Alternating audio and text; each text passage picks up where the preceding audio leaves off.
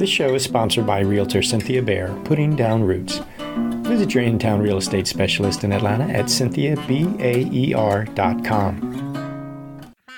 You are now tuned in to the Good Gracious Show.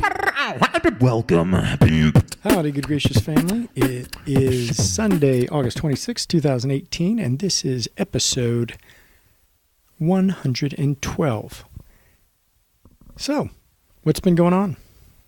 It's summer here, and coming down to the end of it, so it's getting kind of sweaty and sultry here in Atlanta. But then we've also had a couple of freakishly beautiful days of weather in just the low 80s and temperatures in the 60s at night, unheard of. So I don't know if fall's coming a little early, but I wouldn't necessarily be against it. We'll just have to see. But what is coming up in just under 2 weeks, on Saturday, September 8th, is a Good Gracious Show live show number 13. It's a baker's dozen. Can you believe that? Put together 13 of these monkeys. And this show has got a little different twist. It's a Patsy Cline birthday party. And so we're celebrating strong Southern women at this show. It would have been Patsy Cline's 86th birthday. And now I just thought, well, let me get together some of the most entertaining, brilliant women that I know, and let's just put on a show that's unlike any other. So we've got from Nashville, coming all the way down from Nashville, Kashona Armstrong, amazing soulful singer and songwriter. We have sketch comedy from Critical Crop Top, a local group of very talented women and men writers. They're involved too. Also Lexi Street. She is a wonderful pop performer in the local area, as well as Nikki Salcedo is a writer and author and catalyst. I think you're really going to enjoy her.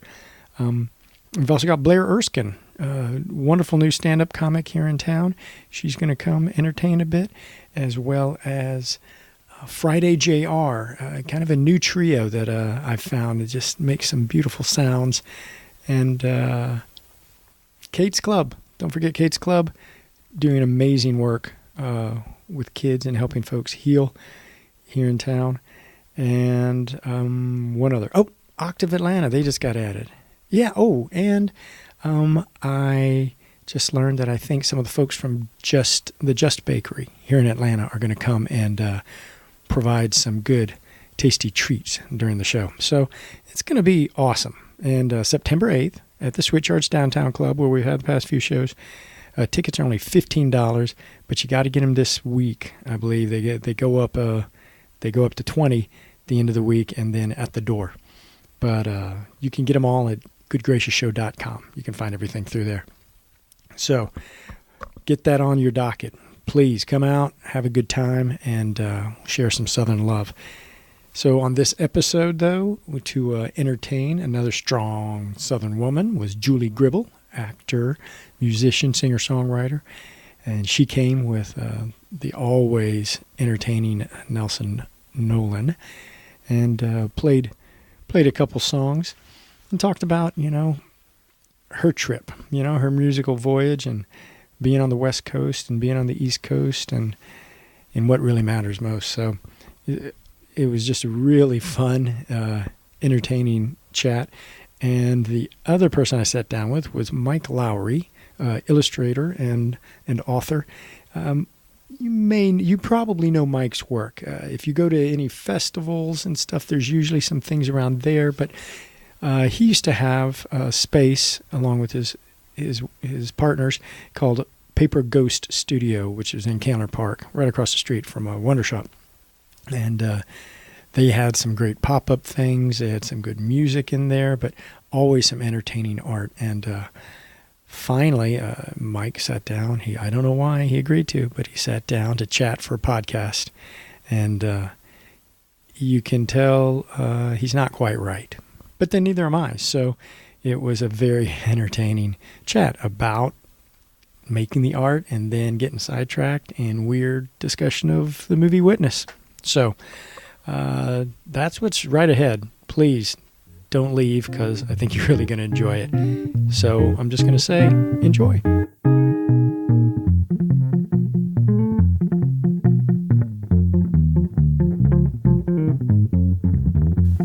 Hey, I'm Julie Gribble, musician and whatnots.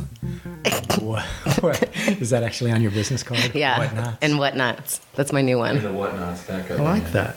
That's great. So what would Copyright. What would include in the whatnots? I got Nelson Nolan. Well, he plays guitar too, but with us. But he's a Mando and excellent harmonies and good friend. So my bantering gets a little wild when Nelson's around. He has a way of doing that. Yeah, totally. I've That's the heard. good stuff.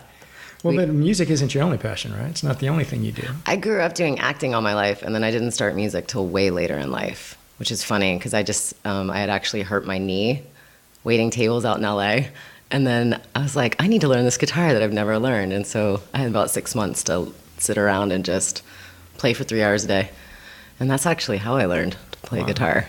So basically, you're saying injuries are good things. They can be, yeah. Pain Pain can be places. good places. Yes, absolutely. Well, do you think? Did you have a passion for music before, or was that? I always loved it. You know what I mean? And I grew up in Atlanta, so I used to watch the Sean Mullins and Michelle Malone and all them. And I used to sit at the little coffee shops and write my little poetry. I was very dark. And I was always like, man, that would be so cool to be a singer-songwriter. I could never do that. And it's funny because then I never, ever saw myself doing what I do now. And it's kind of cool. I was going to say, you couldn't see yourself being a singer-songwriter, but you could act. Yeah, but it was like there was a separation because when you're acting, you're somebody else. So when I started doing music, I was like, you know what? I'm so excited to do something that's just me. And so I've always made it a point to with my music, I want to be honest. I want to be me and be as silly and ridiculous as I want or as serious and daunting as I want. Do you think that was just grown into your skin, getting a certain Yeah. age or wisdom to you that you're like, I'm not worried about it anymore? Yeah, it scared the crap out of me when I started doing it. I was like, I'm just going to bite the bullet and try. And I started doing open mics. I was already living in LA trying to do acting. And I was like, I need a break from this because, it's just a lot of pressure. And I was at this weird point in my age where I still had like my baby face. So like I wasn't very castable. So it was like a weird time period. And I was like, I don't know, try it out. If it doesn't work, it doesn't work, I don't know. There's something really cool about it. And the people you meet and the friendships you make, I feel like they're stronger and more lifelong bonds than in a normal. I know that sounds awful to say. I mean, not saying that everybody else doesn't have great friends, but like music really bonds you in a different way, I think. Well, I mean, you've got a common struggle, right? Yeah, it's always a struggle. And you're playing the same places, and you're crossing paths, and Totally. you're helping each other out, right? Yeah, exactly. Which I think is, I don't know. There's something really cool about it that really, I think, saved me in a good way. Like, I don't mean I was in a bad place. It saved me emotionally because I was just like, this is my safe place. When I'm on stage, this is my safe place. Well, but did it also give you a little bit of balance where you're I know the acting is such a grind, trying to find it, trying to get it. Oh, yeah. And so at least this fulfills some of that creative aspect, maybe? Totally, yeah. And you can always do it. Like with acting, I'm like, what am I going to do? Go do a monologue every day or something? Do you know what I mean? Like music, you can always do it. Because like, it's kind of fun. Right. Like I remember one day I was doing the Late Late Show out in LA, and then the next night I went and did an open mic, and they were like, why are you here? And I was like, because I need to play. Do you know what I mean? I was like, it doesn't, just because you do something on television or whatever it is, doesn't mean you're better or farther along. It just means you got a good opportunity, cool, right. Keep grinding, because it doesn't mean anything. Yeah. It just means you got lucky, it was fun and cool. That's a healthy attitude. I don't think most people look at it, especially, kids, younger folks. They go, oh man, if you were on that show. Then you can be famous. It's like, I had a good 3 minutes. Yeah, it's like, guess what? It doesn't work that way because you're going to be waiting tables the next morning. Right after you record it. Yeah, you still have to clock in. Yeah. Guess what? That money don't come all the time. Right. Just saying. And people don't think about that. It's no. Like, oh, you notice you didn't see them but maybe once every couple of years on TV. Yeah, totally. And I think the newer generation, it's harder for them in a way. Like, I think some people see it as easy because they can get their stuff out by themselves. They don't have to worry about labels and all that. But it's harder because they've got to sift through 5,000 mediocre people to get to the one good, really good gem in there that doesn't have the time to sit and click like, or have someone pay for them to get, 5 million views on YouTube. It's like there's no organicness anymore to it. Yeah, So I think it's scary. The overload is a bit intense, and plus with a lot of the industry's shifted so much that now they want you. Doesn't matter how good you are. They're like, well, what are you bringing to the table? Oh, right. How many fans do you have? We want to immediately sell out this CD before. Exactly. I'm like, come on, man. What's your job there? That's why everyone's fighting to do stuff like The Voice and all that. And you know what? It has its place. It's great because exposure. you've automatically got 5 gajillion fans for doing the show. You know what I mean? But it's like, okay, but there's a lot of people that just want to be creative and sit back and, there's a point where you have to go, you know what? I've accepted my career for what it is and like whatever is the most important to you. And to me, it's just writing music and playing music.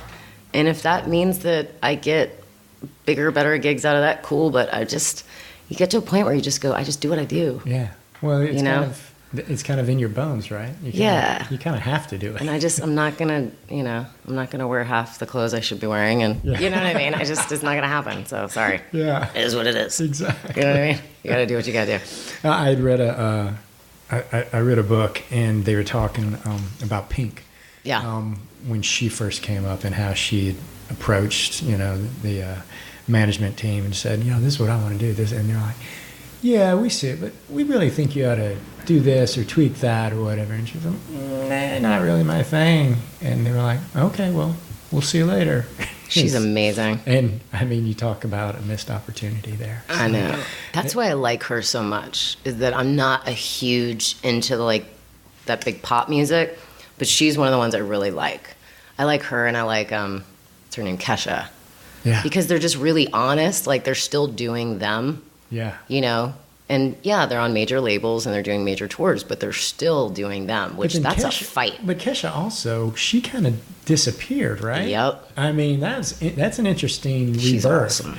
And I just saw a video just the other night. Funny you mentioned that, because she and Macklemore were doing the tour, or are doing the tour, and she was in Nashville, and I didn't realize she's from Nashville. Yeah. And I don't think she'd ever played like the big arena, and so it was really weird for her to just go, thanks everybody. She's like, right on. Yeah, I like it.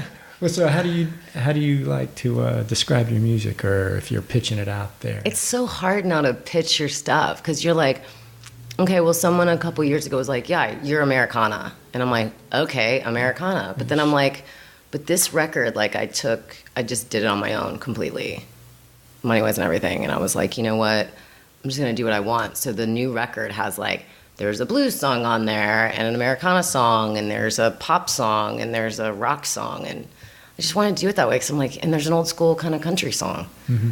But I was like, dude, you just got to do what you do. I don't even know what it is anymore. I think if it's old school, like if we were going back old school where there wasn't a million genres, I would say it's just pop rock. Right. Don't you think?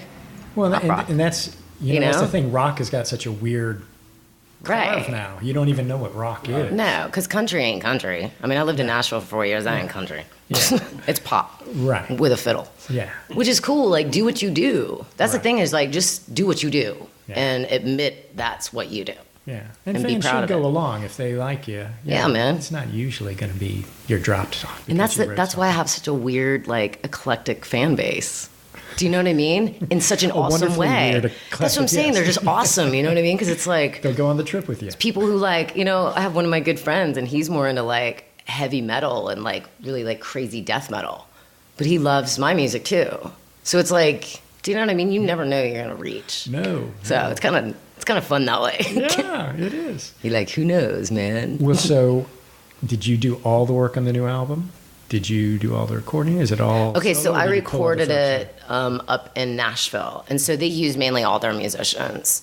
I was gonna do it, but I chose not to play a guitar because there's a lot of people that just play better than me. So let them do their job, and they kind of handled everything, and I would just go back and forth, and I went up and sang because it was just really hard because I was already living in Atlanta. And this guy, I had been wanting to work with him. We've been talking for a while. His name's Jeff Sturms up in David Albro.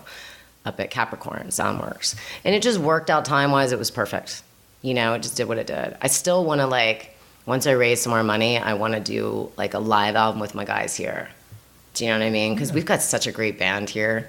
And it's like, you know, Nelson and KT and Jeff Gardner and Sean Thacker and then Ben Jerkins. You know what I mean? We just have such a cool group of guys that they all get along. They have a really good time. And I was like, just do like a live in-studio session and do all my old stuff. Because I have 6 records now. So I'm like, I want to do some of the really old stuff and tweak it. Do you go back and listen and go, man, I should do that. I should have done that this way. You know? I know, yeah, because there's songs that I'm like, dude, if that would have been recorded now, it would have been considered like pop country. It's weird, but it was like 4 records ago. Yeah. I was like, we were ahead of the curve. Yeah. I'm just saying. Yeah. And so you didn't get to cash in. Yeah, that's right. They were like, what is that? And I'm like, nothing, shut up. Yeah. I don't know what we're talking about. So do you spend a lot of touring now? I'm not touring as much as I used to. I used to go out a lot. I kind of stayed in regional Georgia for a little while lately, the past year and a half. But I really want to get back on the road a little more. I miss it. It just gets costly and hard.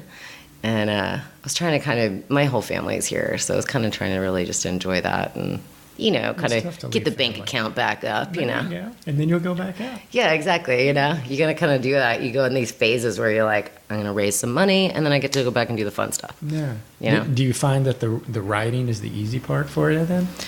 Yeah, I mean, it's kind of weird. It's like you go through these phases where you're like, oh my God, I'm never going to write another song. And then all of a sudden, like 1 week, you'll write 5. You know what I mean? And so right now I've got a bunch that are kind of, you know, this one's almost done, it needs a bridge, and this one's, you know, so I just...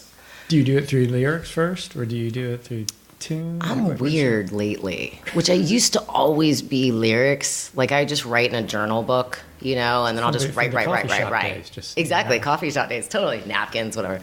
So you just write, and then I'd go back and, like, edit stuff and be like, oh, that's cool, but then that goes with that other one, and you know what I mean? And then, but now it's been fun because I've been turning on my voice record on my phone, and I'll just go outside on my back porch and, like, kind of take and just write with that, both at the same time, which is, I never thought I'd be able to do that. Yeah. The music's always been the harder part for me. Well, but the technology helps free you up to write. Yeah, because I can just hear it. Anything major, and you can just kind of play with it. No, trash it. I know, it's so much fun. It's so much easier. I'm like, yes, score one for me.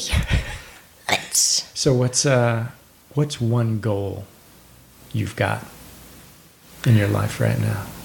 Man, I mean, it's always been a dream of mine. I just want to be on one big stage where, like, I have this killer band behind me. We have sick sound, a full audience, like a theater type, like a Ryman type of place. Just once, and you can just shoot me afterwards, and I'll be totally okay. I've lived my life. Because everything I've set my goals to, I've already achieved. And that's good. You know what I mean? That's really exciting for me. Like, I did national TV. I did that, and it was cool. And I did 2 major movies. Like, I've done all these things that, like, I always said, I have to do this before I'm gone. Yeah, your bucket list. You know what I mean? And there's a couple places I'd like to travel to, but whatever. If I do that, I do that. It's cool.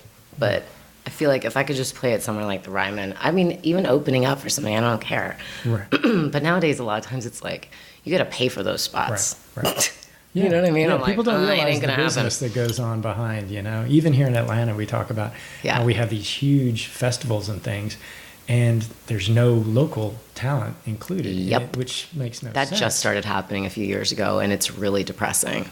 Yeah, and people don't realize. It's awful. Well, a lot of times that's the management company. Well, you pay your dues in Atlanta, and then all of a sudden you're like, you can't get a stage. Wait, what? I was like, what happened, dude? Yeah. Or you go to, like, Original Songwriter Fest, and you're like, okay, so wait, that's a cover band.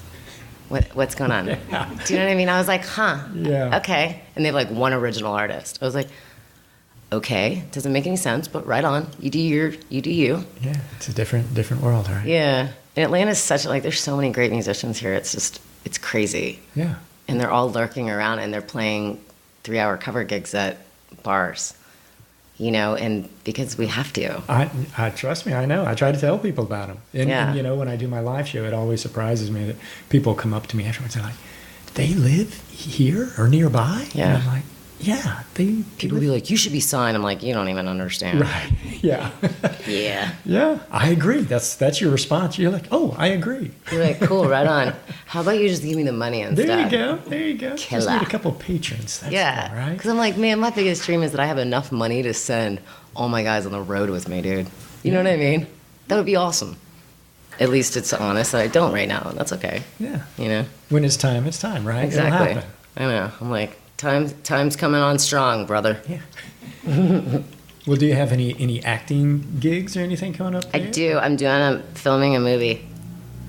End of August, I think, is when we're starting, or beginning of September. Movis Films over at Third Rail, and I think we're doing some stuff in Savannah, which is exciting.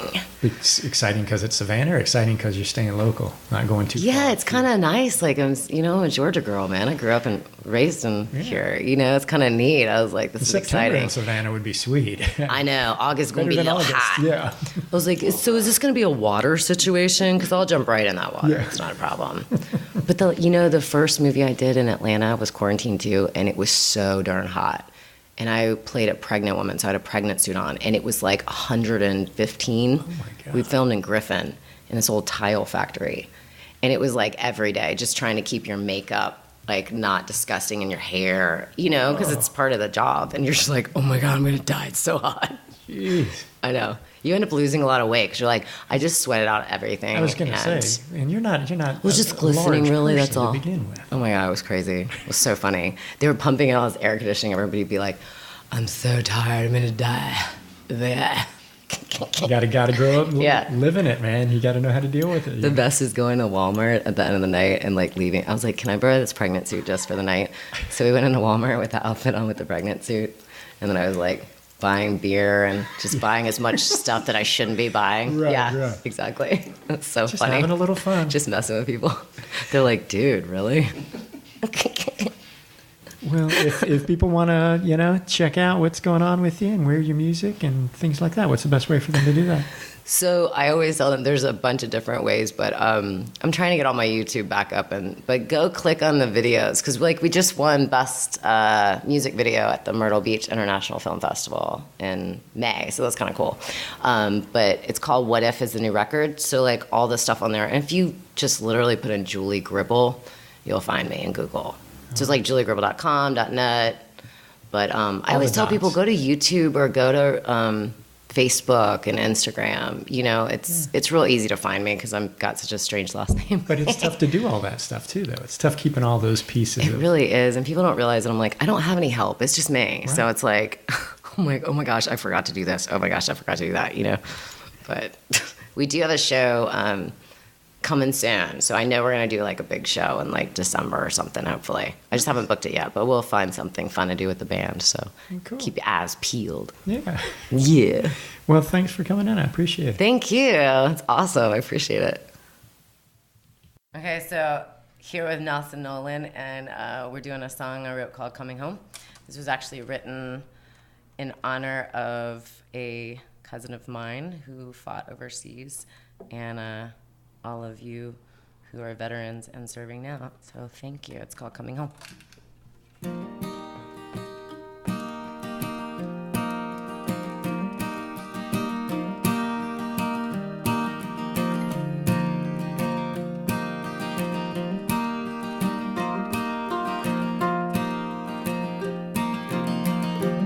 Driving westbound, heading back to that old town. It ain't nothing like it used to be. Rain keeps coming down, faces still haunt the ground, and things we thought we'd be by now. Time holds still that first time back. All our hopes and dreams, all we were, and what we had. It's all just coming home. No, we're all just coming home.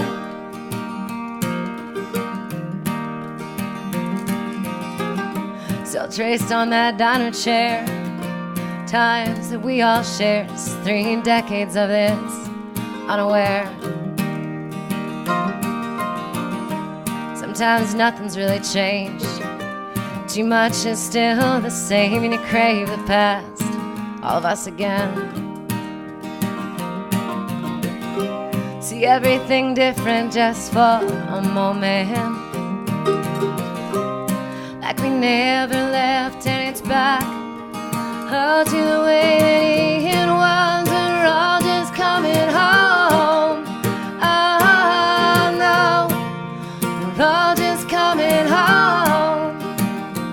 Oh, we're all just coming home.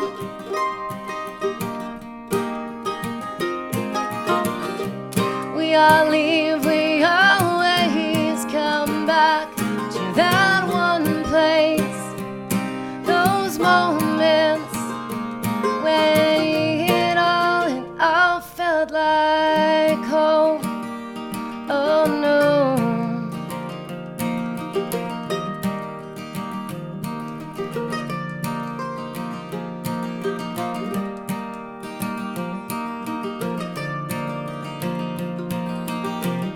So I'll meet you by that old jackknife. Talk about those stars and those stripes. Ain't it funny how things turn around? 'Cause I was on my knees at night and I was praying to God he was holding you tight. 'Cause I know this war ain't been good for you and your new wife. Let's laugh like we did when we were two. Find out, my dear, I'm just like you. Afraid of coming home. Oh, oh, and coming home. Oh, please come home. Oh no.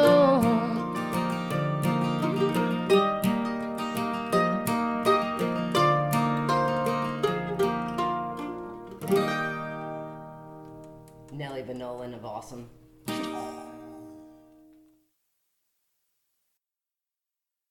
Wait, did we start? Huh? Had you started? How do I start? Yeah. Ding, ding, ding, ding, ding, ding, ding, ding. Those draws down. That's right. Edward R. Murrow. Today is a great day in history. With me, I have, and then you say your name and what you do. Do you have it written down to where I could just read off some cue cards? I can't write. Pictographs. That's me. So all right. Yeah. Let's do the intro. The intro is you tell me your name and what you do. Okay. Have you ever listened to my podcast? No. You don't even know what you're doing. You're just like, yeah, whatever. I mean, I have a lot of... I just need to sell more stuff, Boyd. Let me in. I have a lot of episodes of Pawn Stars to watch. I don't have time to be like listening to a bunch of podcasts. You could listen to them while you watch Pawn Stars. It would still not matter. I have a couple questions for you about the podcast. Okay. Are we on air now? Oh, yeah. Is this a true crime podcast? Yes. Okay. Are you basically interviewing me as a possible suspect or more as kind of color for the story? Or a witness. Okay. Witness. I can't answer that right now. At What the if end, we- it will be revealed, though. What if we just did the whole podcast about how much we can remember from the movie Witness with Harrison Ford?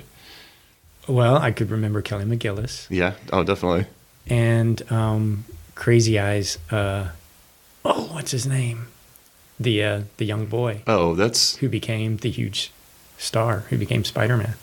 Tobey Maguire. No, that's not Tobey Maguire. No, one. It's the boy from...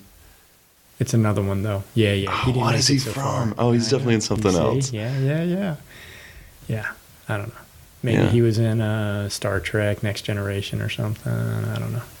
It's not the boy from E.T., right? No, not Henry Thomas. No, that one I Okay. know. So that's Okay, Witness. that's what we got. That's what we got in Witness. Oh, but It's a she great just movie. turns and looks at him. Whew. Yeah, Oh, yeah. It's Yeah. good stuff. yeah.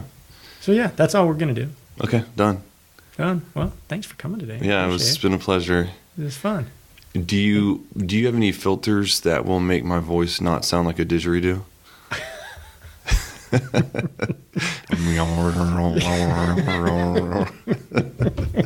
Something from the hills of Appalachia. Here we go. Is that where you would place didgeridoo? Well, that's. I mean, I would think maybe more Australian. No, but- no. But when you just have that started to sound a lot like people Oh, I see, Southern I see. vernacular, You're kind of like Boom Hour from Oh, King yeah, of the Hill. okay, I see. So I think that now I'll interview you. Okay. Right, we've gotten to that point. So We're comfortable I think that I with just realized you're not from the South. I am. But you just said, did you just say Appalachia or Appalachia? You just asked me what I just said. Yeah, You know, like you were I- using that as a piece of witness evidence against me. Hey, speaking of Witness, have you seen Harrison Ford in Witness? Would you rather rewatch Witness or Mosquito Coast? Never saw Mosquito Coast, so I would say Witness. Okay. I've thought about that recently, that I should rewatch that, see if it was as good as it seemed at the time. Yeah, I like it. Kids may like it. Teenagers, they never Yeah. see these movies. Okay. So, End of podcast. there you go.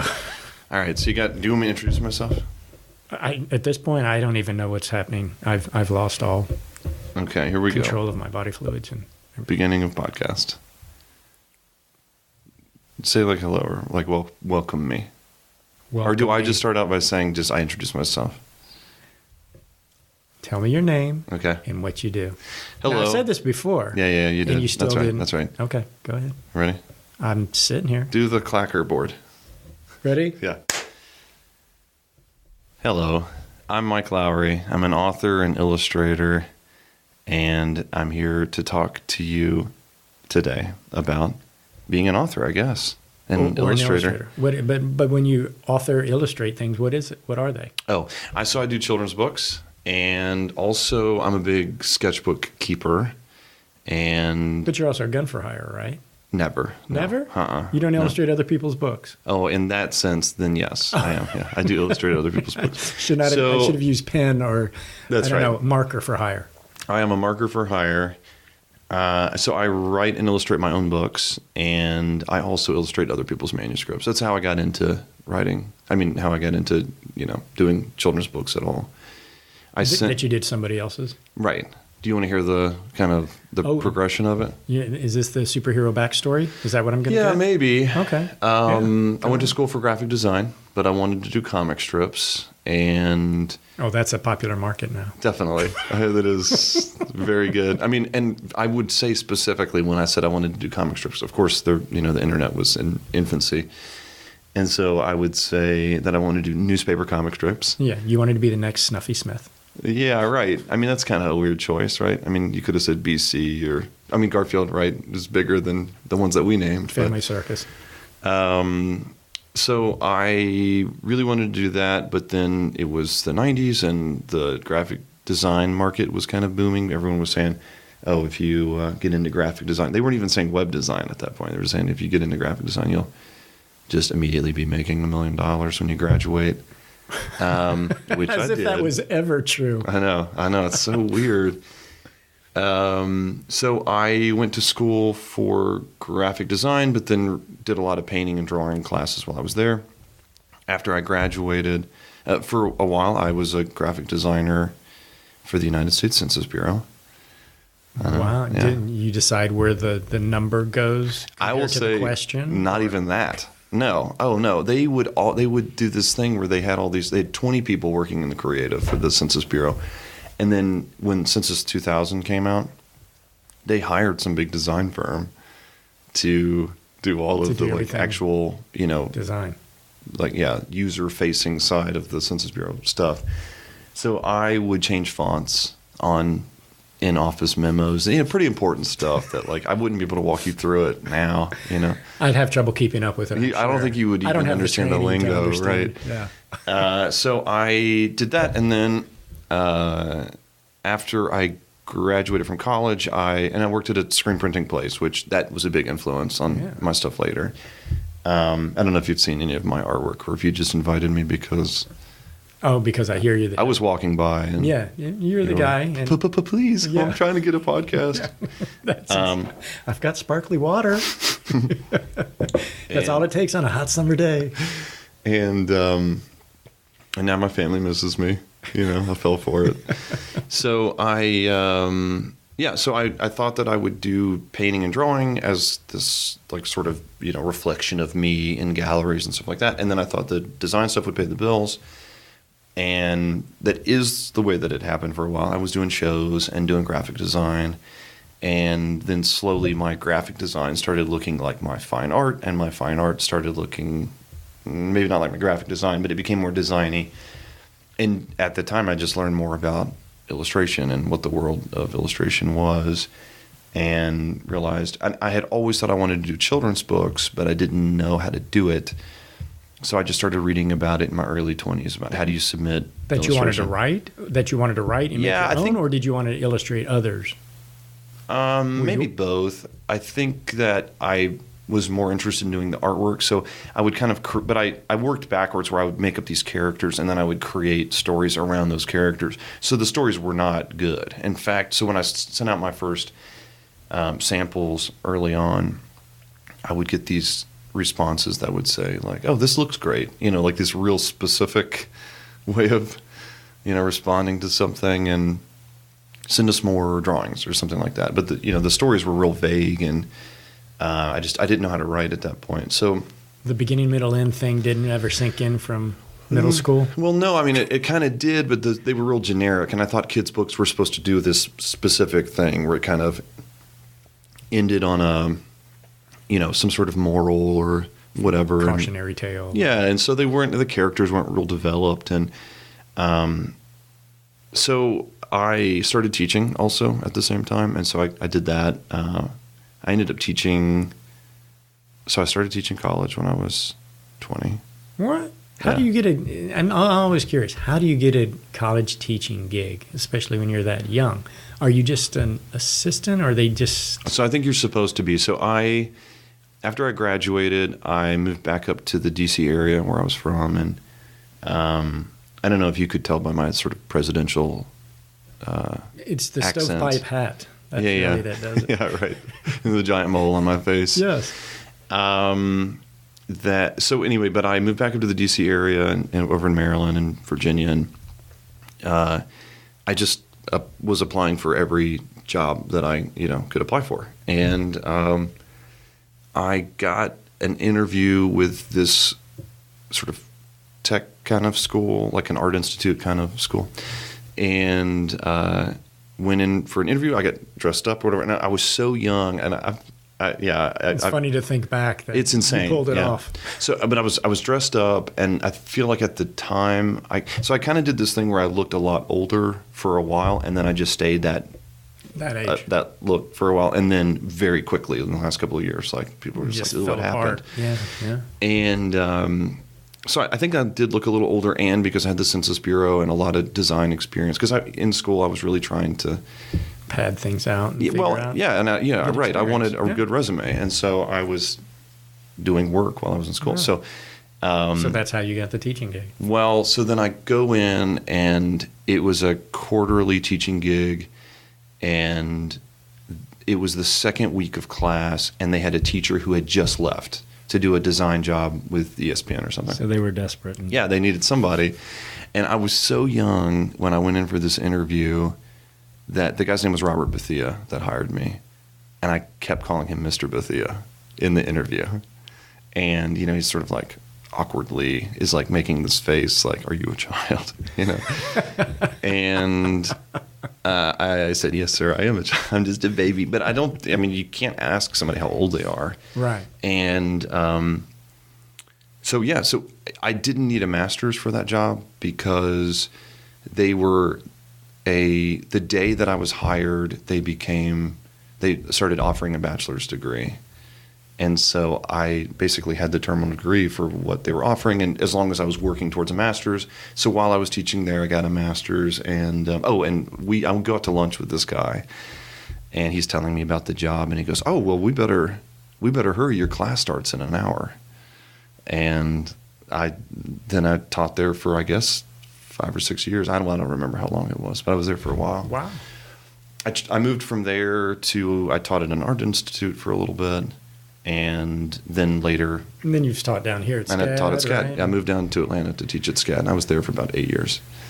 Do you still teach? No. No. I quit teaching about 2 years ago now because I was doing 2 full-time jobs. I was traveling, promoting the books that I was writing, and doing full-time illustration. Yeah.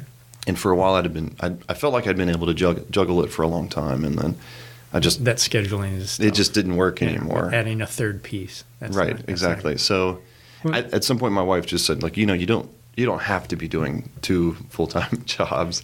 I was like, all right. I think she wanted to be around me more for some reason, which makes me concerned for her mental well-being. Well, and we talked briefly about this before, though, that the high rolling lifestyle of a book author on tour. Yeah. I mean, you're hitting all the hot spots. You got to go to the hot spots. My book tours, up until kind of recently, so I'm doing one coming up for the Decatur Book Festival, which I'm pretty excited about. That's awesome because it's local. Yeah, right? It's local. And but a lot of my book tour stuff, it tends to be, or the older ones. I'm not doing them as much right now, but I'll go to schools that I'll fly into a bigger city, St. Louis or whatever, and then it's always an hour west of St. Louis of that place. And you're only hitting one school? No, I'll do a little pocket of them. But one of my favorite ones recently was I went to Sheboygan. And I've heard the name. Yeah, I flew into Milwaukee, of course, and then it's about an hour north of Milwaukee. And I just, I kept making jokes before I went, oh, it's such a small town. And it was a small town, but they do an arts festival or a book festival there, and it was incredible. Magical. Huge, beautiful, art facility. It's a museum and event space and everything, and it was stunning. I got there the night before, and I didn't see that place, and I just thought, oh my goodness, this town is like 4 streets by 4 streets, Right. And it was absolutely slam-packed. Everyone was really excited about every author. So what is it? Was it like a Decatur Books Festival, but up there? I mean, just a smaller scale maybe, or different scale? I don't even, different scale. It's because it's hard to get an idea of the Decatur Book Festival. It was different because it didn't have the vendors that Decatur Book Festival has. It was all about speakers. Wow. So you were a rock star there, really. That was pretty cool. Well, I didn't say that. Do you take a bodyguard? I do take a copy of The Bodyguard on DVD with me. Just in case. And you hum the song? Yeah, definitely. But not the title track. Just some instrumental sequence from another part. Right. That's important. Yeah. So you enjoy that. How often, well, let's just cut to the chase. Mm-hmm. How many books have you written? Okay. How many books? I have written, not a ton. I've written maybe... Is that 2? No, I would say, so the longest book that I've written was this collection of, well, come on, man. So it's the most significant in terms of depth and character development. What's the favorite book you've written? So I put out a book last year that's a collection of random illustrated facts, which I saw on your bookshelf here, which I assume you put out this morning. No, it's been there. And nobody's touched it. It's been sealed in wax. Yeah. So so every morning I draw something in my sketchbook that's like some weird thing that I've learned, and that book collects all that stuff. So I worked on that one for a couple of years, but I'm always kind of overlapping stuff. And then I did a series of books that I wrote that came out a couple of years ago. Over the course of a couple of years, and they're called the Doodle Adventures books, where it's graphic novels that kids can draw in. So those are, and I'm working on a series right now that I just kind of signed a contract for. What is that? No, you're just your hand motions. I'm wondering what that, when you're I just signed the contract. The contract. So that's all still super secret, but that is a series that I'll be working on for the next couple of years, and that'll be the sort of the biggest thing that I've done so far. But in terms of illustrating, and then I wrote some board books that were they count. How to say different things in English and Spanish. Yeah. And why was that? Why was that? Yeah. Well, do you have some friends, or do you think you wanted to help? It was a publisher in Madrid that wanted to reach homes with bilingual homes, I guess. Right. So, which is funny because now, years later, now I have that situation where my wife is from Germany, as you know, you've met her. Yes. and so we're speaking German and English to our son. So that concept, Just to confuse him? just to confuse him, and because I don't ever want him to be better at talking than me, you know. There you go. And I will say something that she and I have talked about is I'm already preparing for this moment where I know, because he's getting German, as you know, since he's a baby, right? And so there's definitely going to be the point where he'll be like 13 and I'm going to say something in German and then he will correct me, you. but in a really snotty way, you know? The snark. And I'm just going to lose my mind. Like, I'm already annoyed with him. He's 1 year old now. Your English is good. Yeah, thank you. I appreciate it. So it sounds like you're. But that's what I've written. Right. But then the end of the other side of it is, but have always been more of an illustrator. So illustrator, I'd spend dozens and dozens of books. I've worked on, 40, 50-ish, I guess. I don't, maybe 50 is high, but you can't even keep them straight. That's how many. No, But it's you just even that have trouble with the ones you've written. I can tell you have trouble keeping those straight too. That's right. Because it's very eclectic, right? Yes. You do kind of like a little board book thing, and then you do a series of Mm-hmm. kid stuff, and then you do something for adults, kind of. The random facts. I've illustrated stuff for adults and interesting things. I It sounds like a wonderful lifestyle, though, for somebody who likes to doodle. Yes, and I think that's been the big thing is that I really love working on kids' books, but for a long time I could not have made that my only job, and not that I get bored with the kids' books, but I'm excited to try other things, and so Right. I did something a couple years ago. I got approached by a publisher who asked me if I would do a calendar, and my initial reaction, of course, is like, well, do people keep calendars still? Well, but did he want you in the calendar? Was it like No, that you were Mr. July? it was a fireman calendar, a fireman calendar, and. Yeah. And he knew you had the boots. Yeah, I do have the boots, which I keep meaning to give them back to you, but I Yeah, appreciate all right. the No borrow. problem. But I like that you went with boots instead of suspenders. I feel like suspenders would be the go-to, but you went with boots. But so they asked me to do a calendar, and my initial reaction was that, yes, I will do it, but I didn't expect it to be necessarily like a big project, and it turned out to be something I loved. And that's how I got connected with this publisher that I've done a lot of books with, Workman Publishing in New York. So I started by doing this calendar. What kind of calendar was it? It's just a kids' activity calendar. And when I asked him about it, I assumed that it would be, just really typical Basic. cheesy kids stuff. And they said, no, we want it to be weird. It's going to have your name on the cover, so we want it to be something that you're really They're going to proud connect of. you with weird because they're not going to take credit for that. That's right.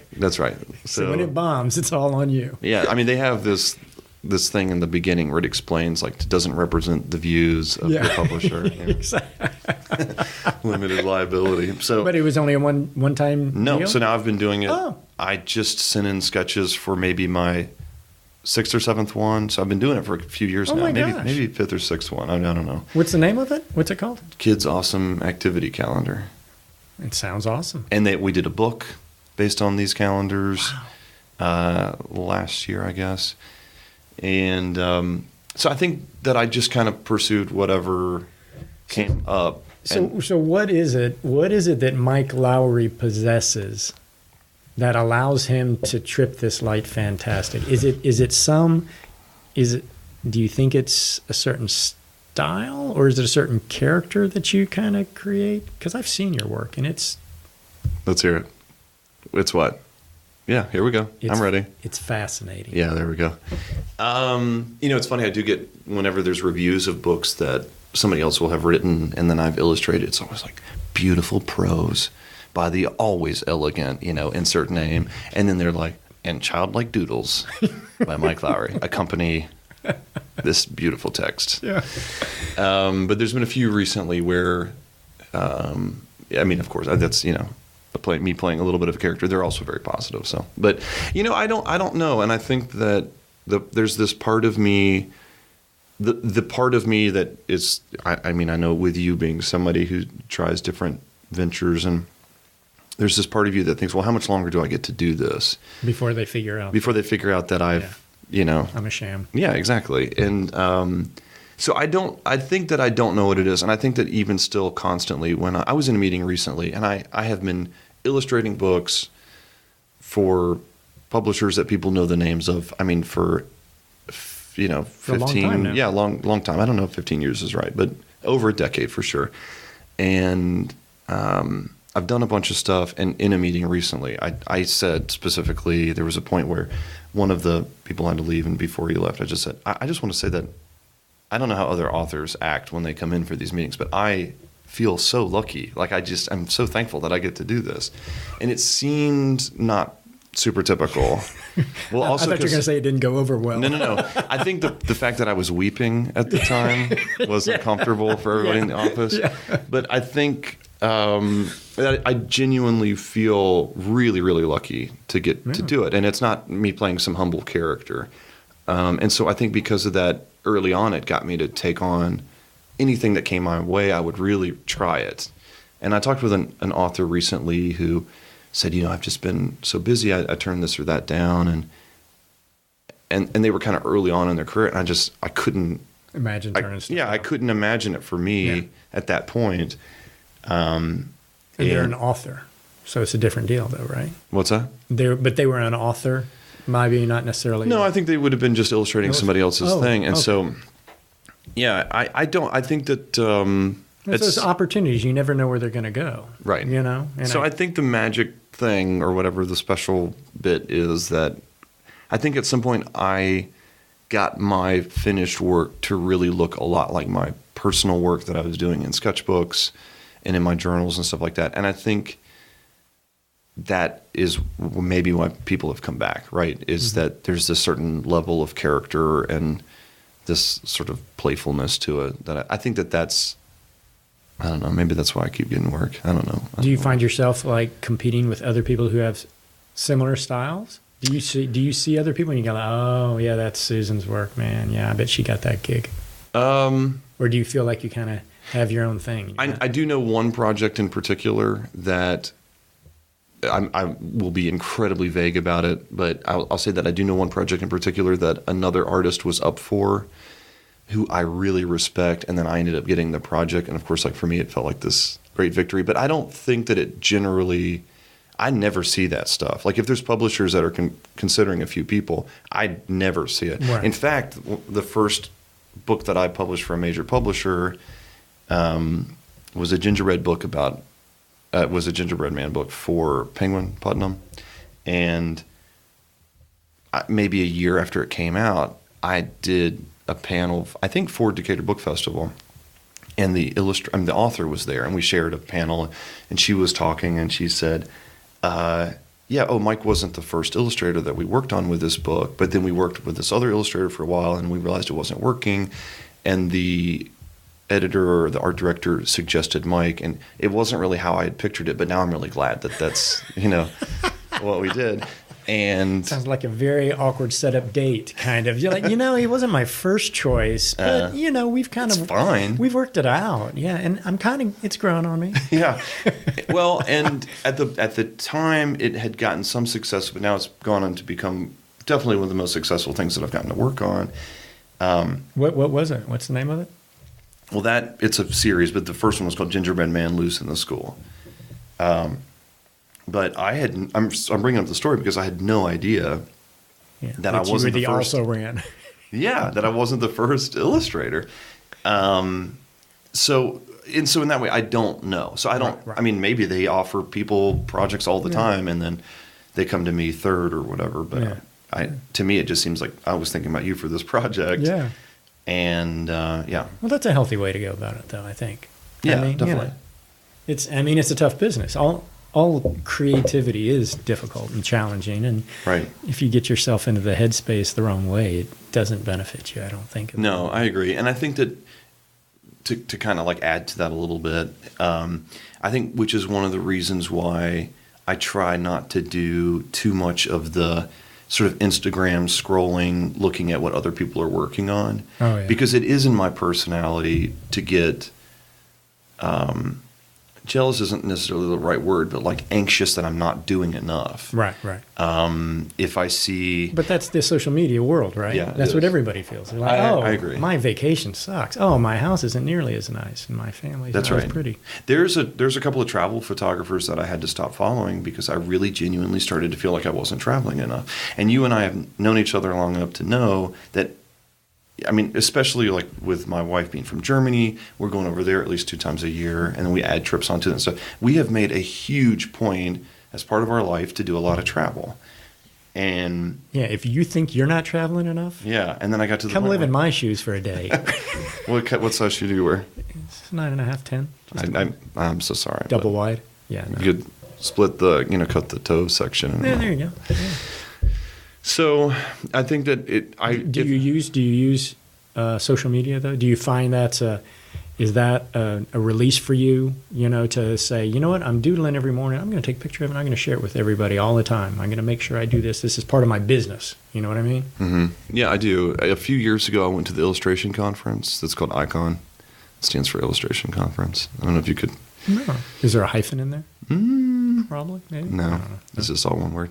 But I went for the first time a couple of years ago, and a lot of art directors were talking about Instagram and how a lot of them have started, finding a lot of the artists that they use because of Instagram.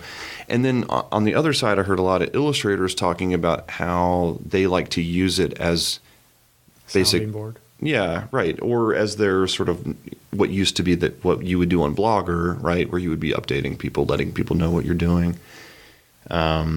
Illustrators started using Instagram more. And so I wasn't against it when it came out. I think Twitter, I have always stayed just so confused by the concept of it, that I just never really could get into it. But Instagram made more sense. And so I started posting. Same thing. Yeah. Well, Just more image based. more image based, which works better for the kind of stuff that I do. So Oh, definitely. I started after that conference. I just started posting from sketchbooks, and I am very, very positive that there's a bunch of projects. I know that random illustrated facts project happened because of Instagram. Really? And it really helped me. Yeah, it helped keep me. I've always drawn daily, typically. I go through dry spells for sure. But I know that it kind of helped force me to stay daily in sketchbook and stuff like that. Anyway, but I developed that random illustrated facts project because of it, and I'm sure that other projects came because of that. Yeah, I did a podcast with Josh Lafayette here in town, and he's an illustrator and designer and muralist and everything else, and he was saying that's the one thing that he found it kept him focused in some respects, especially when you're working to get gigs and everything. You're constantly working, you're honing your craft and you're getting better at it. But he said, putting it out there, people find it, and you don't know where it's going to come from. Yeah, sure. Or how it's going to. So how would you get a gig in Madrid? How would that come about? Is that through one of your many travels or through a friend in publishing? Or? Yeah, that was just sort Just of random somebody connections for that one. Yeah. And then the Instagram thing really, I think that led a lot to also, this is going to sound like a plug, but I have to talk about something new I'm working on, which is... I was going to get to that after you left, but okay. with somebody else. With somebody with else, the yeah, next guest. Yeah. So because of working on, posting these things on Instagram and developing a following that seemed like they were more interested in, I have this side of my life that's really kid focused with, I go to librarian conventions, which is an actual thing, and they're way bigger and crazier and more awesome than you would think that they are. I've been to some that You can talk. You can't. You just have to. Oh, whisper. right. Yeah, right. You can't whisper. Yeah. I'm glad you followed it up because I was Well, like, what are you a talking lot about? of people don't know what a library is anymore. So. Oh, I see.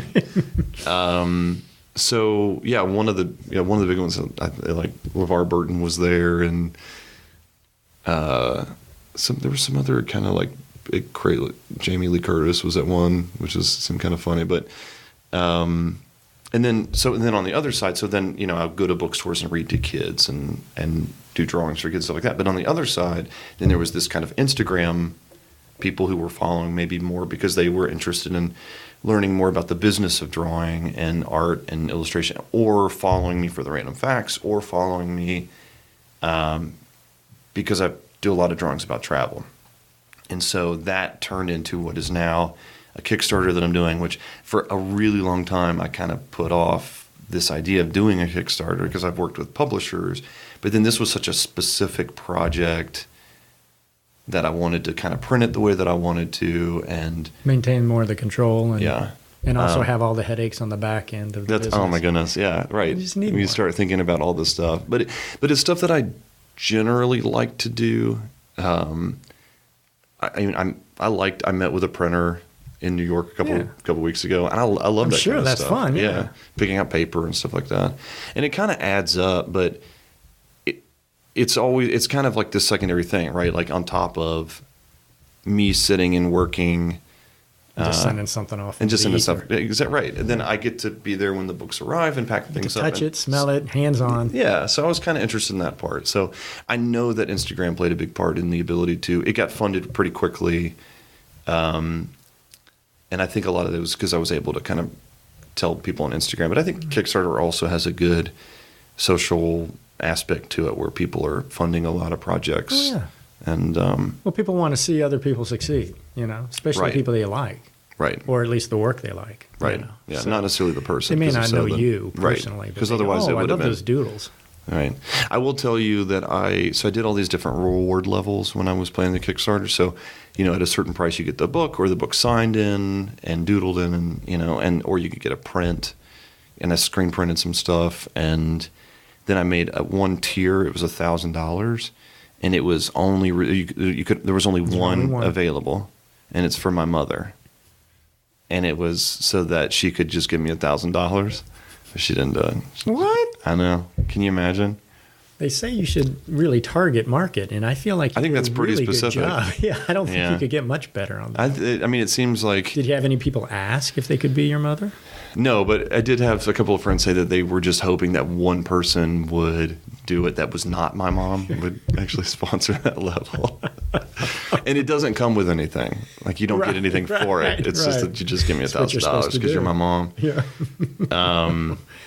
So what's the timetable, or what's the name of this, or should we not mention it and make people search on Kickstarter? Yeah, that's it. Thanks, everybody. It's called Slightly Jet Lagged, and it's a collection of all of my. It's from my sketchbooks, a collection of just the pages about travel. So How many sketchbooks do you have? I imagine like a room with just a wall full of little cardboard sketchbooks. Just no, so they I don't. It's not a full room of them, but we have a safe at the house, and this is true. It's the only thing in the safe is these sketchbooks and some hard drives, because a few years ago I was living behind. I was in that area over behind Savannah College of Art and Design, and got broken into, and I realized I had backed up all of my digital files, any music that I'd ever made, everything was on these computers that got stolen. And I mean, I was just heartbroken because I had backed it up the day before onto a hard drive, and they had taken the backup hard drive. And I was just broken. I couldn't believe it. All of my daughter's, baby pictures, everything was gone. And as I was kind of cleaning up some broken glass and stuff, I found the hard drive. They had knocked it into a drawer. so you got something. I had everything. You got everything. Oh, And so I'd lost, hooray! thousands of dollars of computers and stuff, but that's all replaceable. Right. And definitely from that moment on, I have just been You're just thinking super about adamant it. about. So Yeah. I keep my hard drive backups in a safe, And and then- then I keep these sketchbooks in a safe. And because you keep another copy somewhere in a Right. foreign country. Somewhere, that's right. Yeah, I can't tell you where it is. I know. We don't want anybody to get it. Right. But it's at a Long John Silver's that I am not willing to disclose. And it's still open. Yeah, it That's is, the key. and one of the few remaining Long John Silver's A&W Yeah. joint Slash restaurants, combo. Yeah. combo restaurants. And so, Slightly Jet Lagged just takes bits and pieces from your years. You just said, "Oh, I like that piece, or are you trying to tell a story through it? It's not a complete story, so it's basically It's a cliffhanger. so So there's going to be another one. Yes, well sounds pretty good. Let's start campaigning Start for it pitching now. for the next one. So, yeah, midterms are coming up. Time to start thinking about the next book. Yeah. You just got elected. Hey, time to get back on the trail. Ugh. So, so no, it's just a collection, 120 pages of just, it's typically kind of spread based, but there's a couple of spreads that kind of fit together. So I did a lot of drawing when we were in one of the trips to China. And so I did, because we kind of went down into this really rural area and I had a lot more time to just sit and draw. And then there's certain countries that I've just been to more. I mentioned my wife's from Germany, so there's a lot of pages from Germany, and I can get into some of the more quirky aspects, like New Year's traditions of melting. It's some kind of thin, like a copper, gold. It's soft. It's a soft metal. Chocolate. Oh. And you can melt it and then you drop it into water, and the shape that it makes, it tells your future for the year. Wow. It's called Bleigeisen, but I like certain things like that. Like I've been able to get more in depth into it, so that kind of stuff is in there. But then certain pages like Nashville, it might just be one page of. So it's not even broken out by cities or states or countries or anything. It'll be broken down by region, so it starts with America, and then there'll be like a Europe and Asia chapters, I guess. Nice. Yeah. And so what's the timetable? When's it supposed to come together?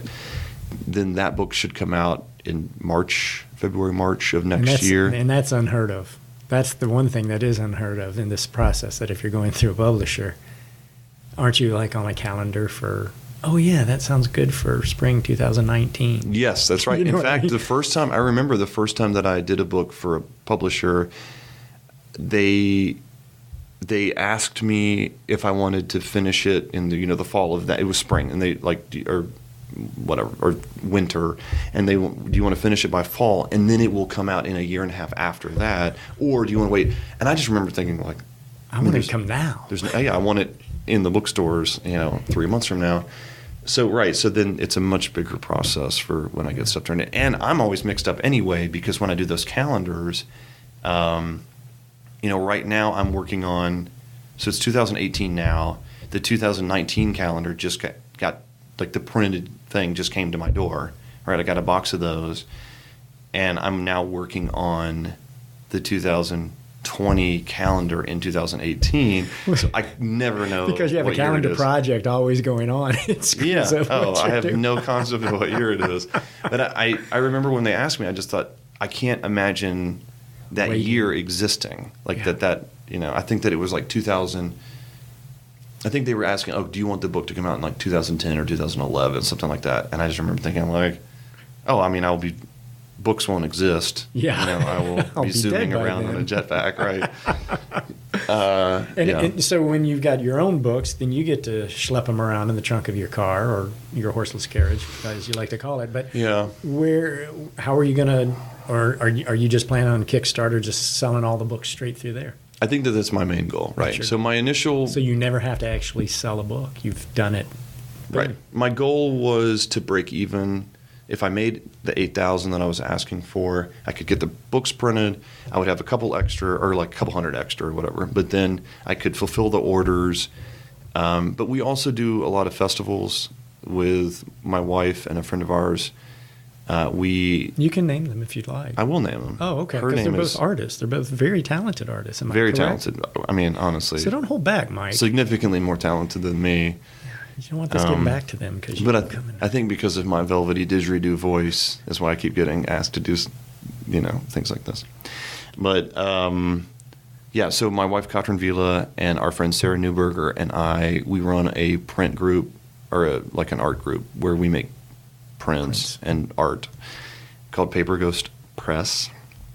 And so we sell in shops and stuff. So we might maybe sell this book along with the posters and all the stuff that you guys online do. For sure, but we might sell it. I mean, we will sell it. Take it with you. We go to festivals and stuff. Yeah.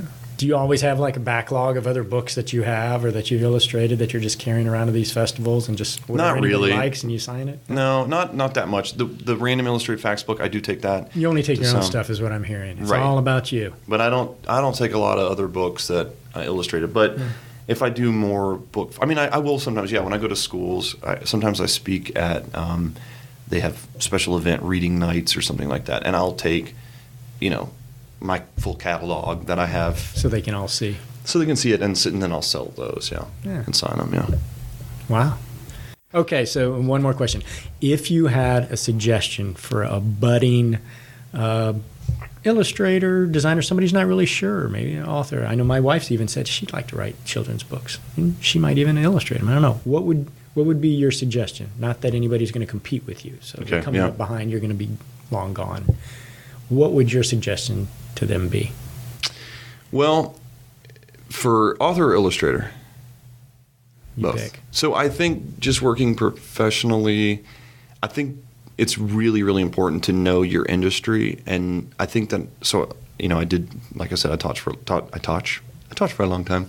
I taught for a long time. And I think that the most successful students that I had, they did come in with a certain level of, they kind of had an idea of maybe potentially a look that they wanted to do. But I don't think they were necessarily more talented. I think they were just way more open-minded to listening and figuring out what people were looking for rather than, I know that this is what people want, so I'm going to try and keep forcing this. So if I had a student who would come in and they wanted to be a children's book illustrator and they said, I draw this thing, here are 15 versions of this thing, and I would say, well, why don't we try something that doesn't have that thing? And they go, well, no, this is what I do. That's tough because then you're really hoping that you can find one client that is willing to take your project just as you want to do it. But I never really saw it like that. I never really thought of myself as having a particular style or materials that I like to work with or whatever. But those things kind of came, right? But initially I went and sat down for a really long time and I figured out who were the big publishers, who needs to see this stuff? I mean, how do you submit your work to a publisher? As an illustrator, it's a little bit easier than as an author to send your work to an editor or a creative director because you can send unsolicited work to anybody.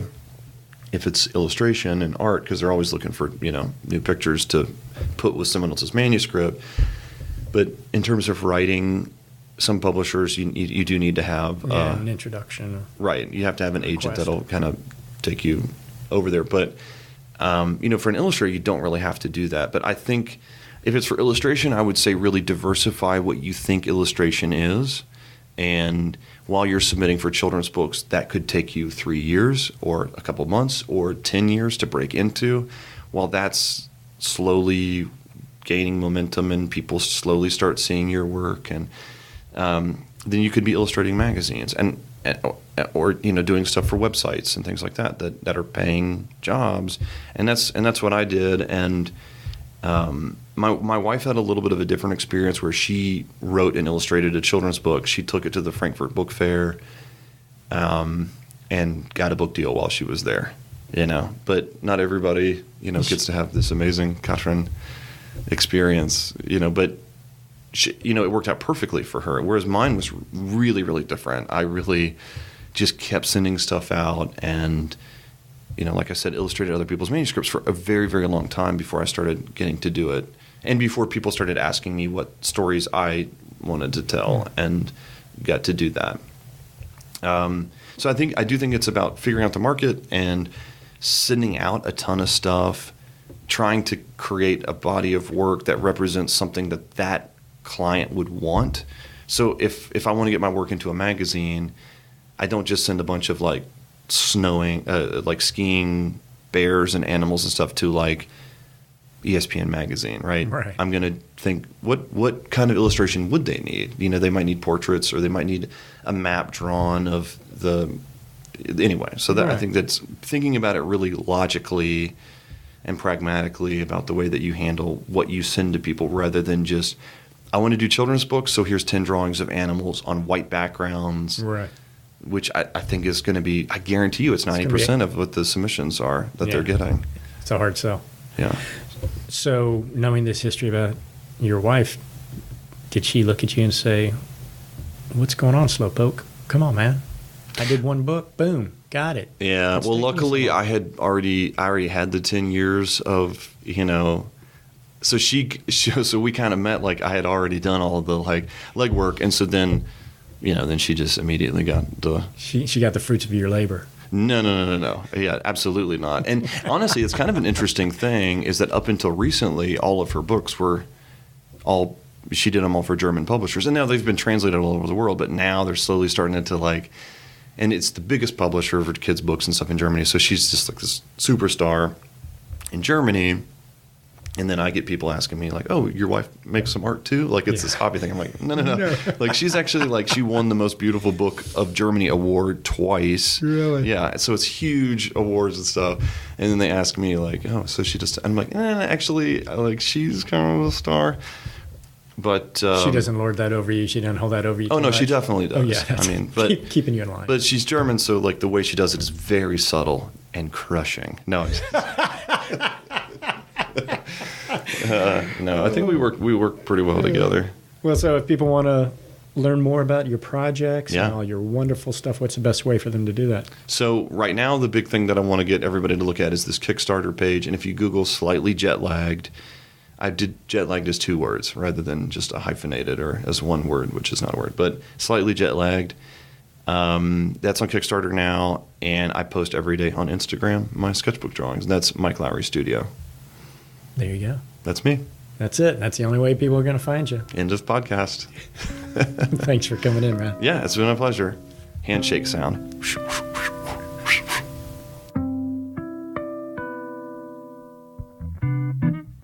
So that's it for another Good Gracious Show podcast.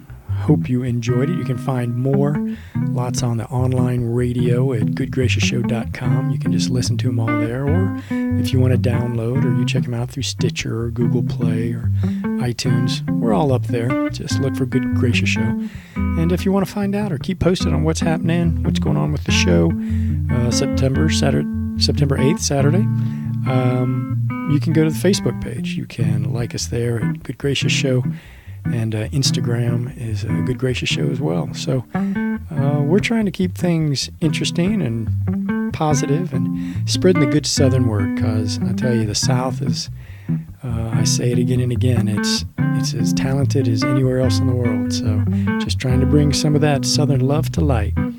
So that being said, be a good neighbor, go hug someone, and we'll talk to you next week.